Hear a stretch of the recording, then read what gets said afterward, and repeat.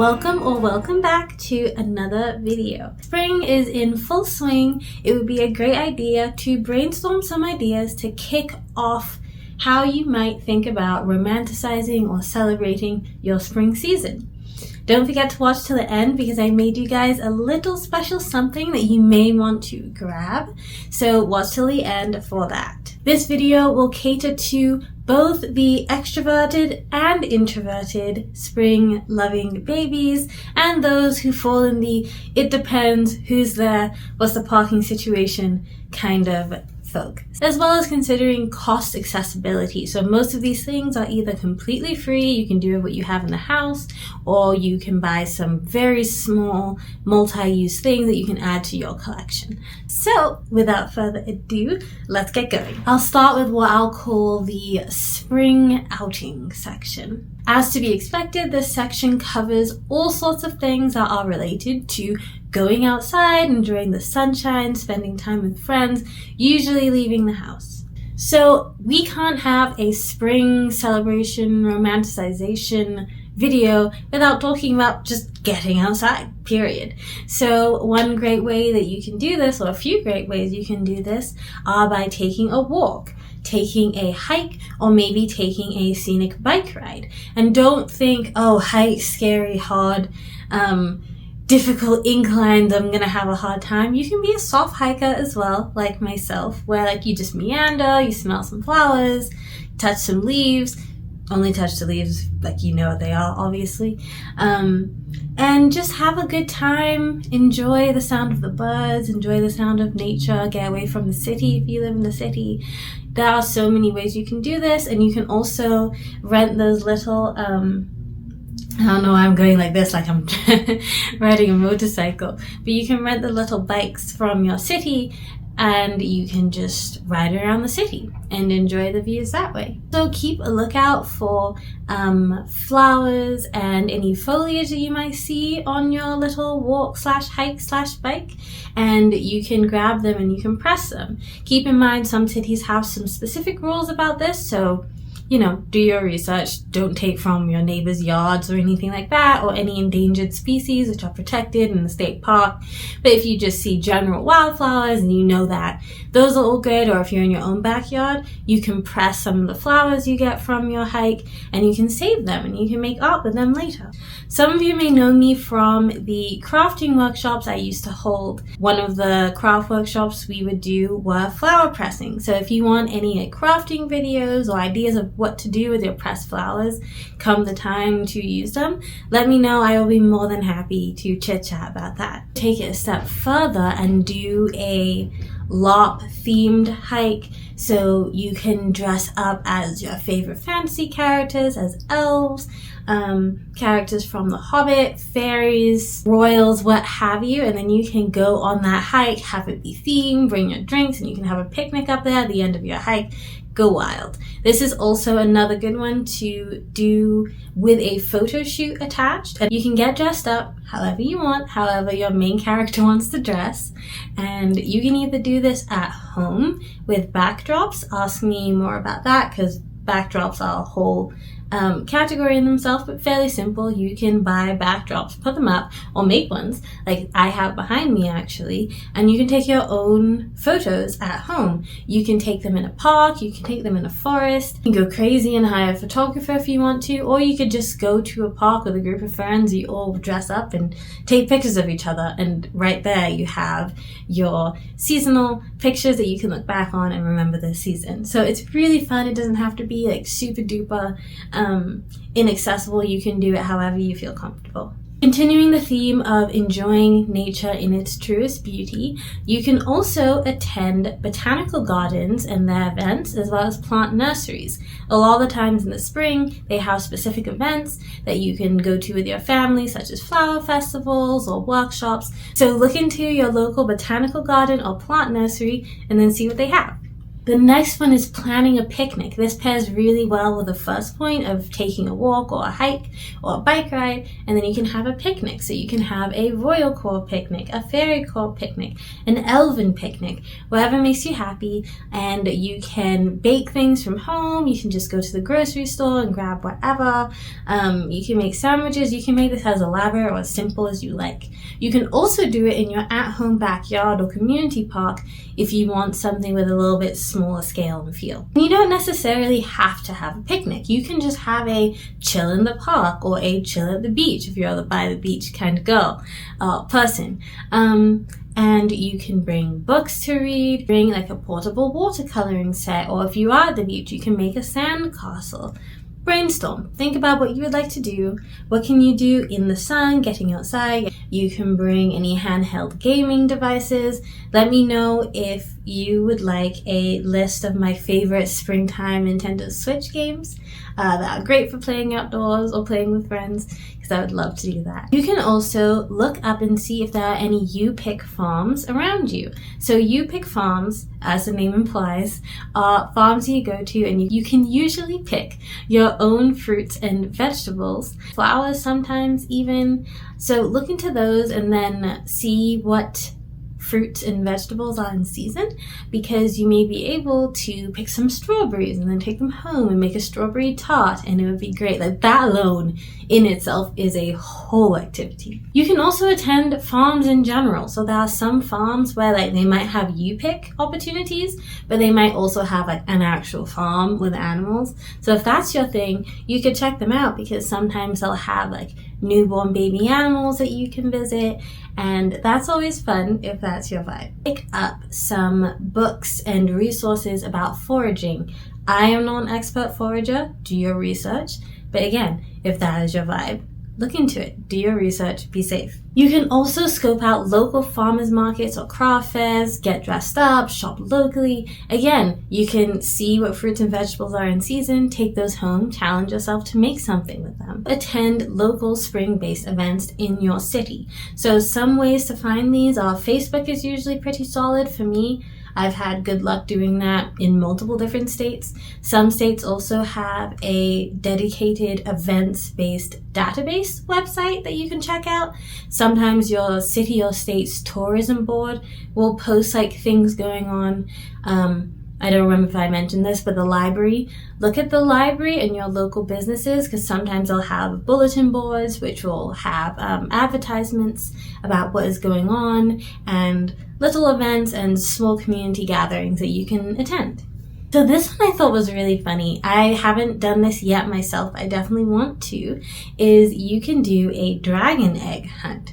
So we're all familiar with Easter egg hunts, probably, but you can take little plastic eggs, decorate them like dragon eggs. Maybe you can put tiny dragons in them and just hide them around the park for you and your friends. Maybe you can do it in zones. So if you have 3 people, you each hide stuff in a different zone, and then that zone is for that specific person.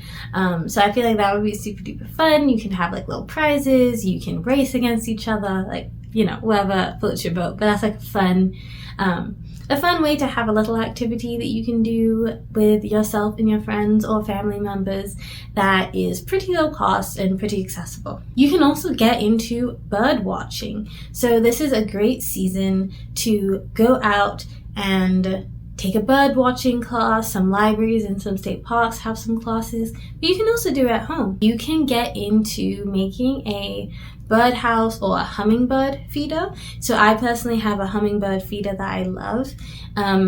It's a hair more maintenance than a traditional bird feeder, just because you have to clean it weekly. You need to make or buy nectar for it. So I can talk about mine. I make my hummingbirds nectar every week. They come back every year. They just came back a week ago, so I'm so excited because I've been making them fresh nectar, cleaning, and repeating until they show up. So they finally showed up this spring, and I'm like super jazzed about it. Okay, we are officially halfway through the video. I hope you are enjoying it, and And if you are, go on ahead and like this video and feel free to subscribe if you would like to see more content. Don't forget to hit the bell so you get notified when I post more videos. And with that, we will roll on to the home-based crafts spring activities section.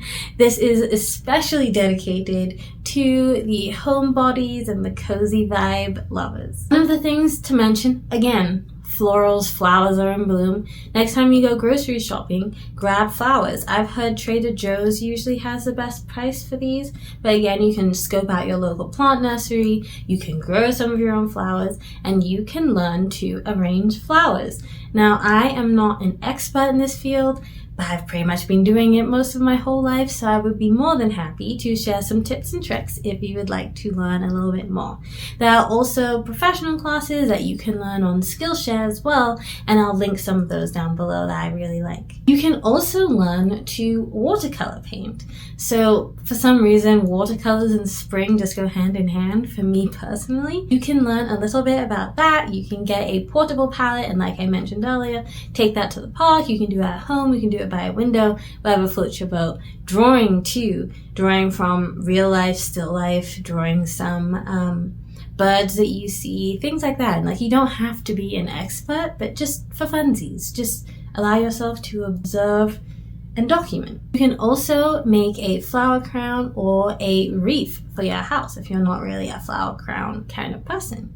So I also used to teach some workshops in this, so some of you probably remember my flower crown workshops, but I can definitely bring that back if that is desired. If you've watched my other fairy tale lifestyle design videos, you will know that I love to set the tone of the day with music. So making a spring-inspired playlist for you to wake up to or set the tone of your day is a great, simple, easy way to get into the season, and then you can have playlists for each season, and then you have like your favorite songs to revisit. So obviously I'm quite biased, but I honestly do feel like we decorate time with music, so why not? You can also get into spring scenting.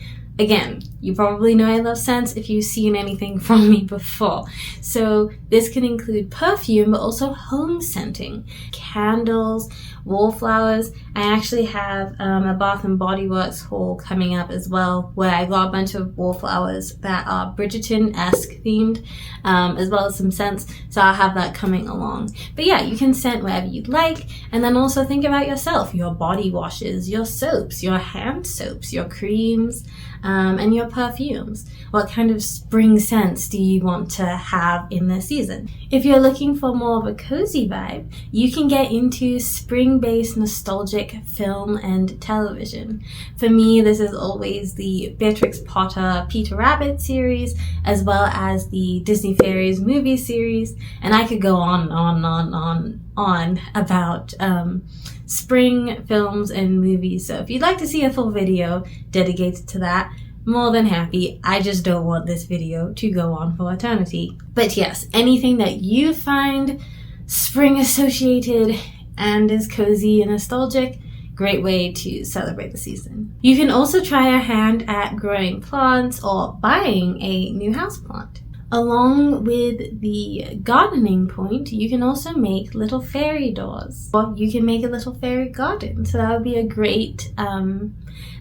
great activity to couple with gardening in general. If it is your jam, Renaissance Fair season is usually coming up in the summers, late springs for most people. So you can spend some time planning your Renaissance Fair outfit and preparing for that. I can also dig into a video on how to prep later. Spring is also a time of my hummingbirds just came by. Spring is also a great time of renewal. So any New Year's resolutions you set, anything you're looking to get started, spring and the turning of the seasons, things waking up, it warming up, that general collective energy is usually quite conducive to starting new things. So if you wanted to start a new fitness routine or a new hobby, or maybe pick up a new business, or just, revisit some New Year's resolutions, now is a great time to do that. So you can dedicate a couple of hours on the weekend to revisiting some of your goals. You can also try an outdoor yoga or fitness class or just general outdoor activity this season. Yoga is a great option, but there are some like community hikes or community walks, and the spring is a great time to get into that. If you live in a colder place, you can also plan a warm weather spring itinerary for a trip that you would like to take. This can be completely realistic to completely fictional. You can start a little savings account, make a mood board, you can plan where you'd like to go, and this can just be fun. If you're like me, I find planning fun. I don't know about you. But if you find that fun, that could be like a fun little exercise and give you a goal to work for, maybe for later this spring or maybe next spring or summer or whenever you want. Indulge in seasonal food and drinks. So you can look up some new cooling recipes. You can maybe try some of your favorite coffees iced. You can visit your local cafes and see what they have, because a lot of the time they have seasonal menus, and it's always great to support local, obviously. So you can see what they offer and you can be adventurous and try something new.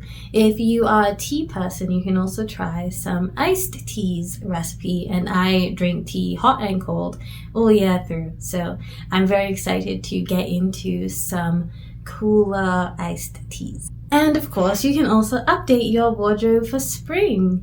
So many of you who know me from TikTok as well as my crafting workshops know me for my signature blue braids, but I wanted to try something blonde and fun and playful, so we're doing that. I also got these lemon slice earrings on a little trippy trip that I took, so you can just find tiny little things to add to your wardrobe for this spring just to refresh it and give it a little boost. So find the things that you love and then say, okay, well, maybe I could use a new pair of sandals. I could use some new accessories. And then you can always move those things to the front. You can put your winter clothes back to the back or put them in storage, whatever you usually do to them. Just transition your style. Again, that sense of renewal is a really great time to try out new styles and new outfits. If you made it all the way to the end, you are my super duper sunbeam. I would appreciate if you could comment with the sunflower emoji and let me know which of these tips you are excited to try to celebrate spring, and or what you are doing that I might not have mentioned, because I always love getting new ideas. So as a special reward for sticking around, I made you a spring bingo card. So you already have most of what I think, anyway, are my best tips on how to celebrate spring that you can do no matter where you are. And you can check them off. You can post them to your Instagram or TikTok stories. Tag me in them because I'd love to see what you get up to, because yeah, it'll be like this fun little collective community spring bingo card we can do together and see what everyone's up to. And lastly, the best way to support my new little week-old channel is to like, subscribe, hit the bell button for notifications so you can be notified. And yeah, leave a comment. Let me know what worked, what didn't work, what ideas do you have. I'm always super excited to hear from you. It was wonderful seeing you all show up in the comments of the last 2 videos. I had a lot of fun replying and conversing with some of you. That is all. Have a magical spring, sunbeams. I will see you next week. Bye!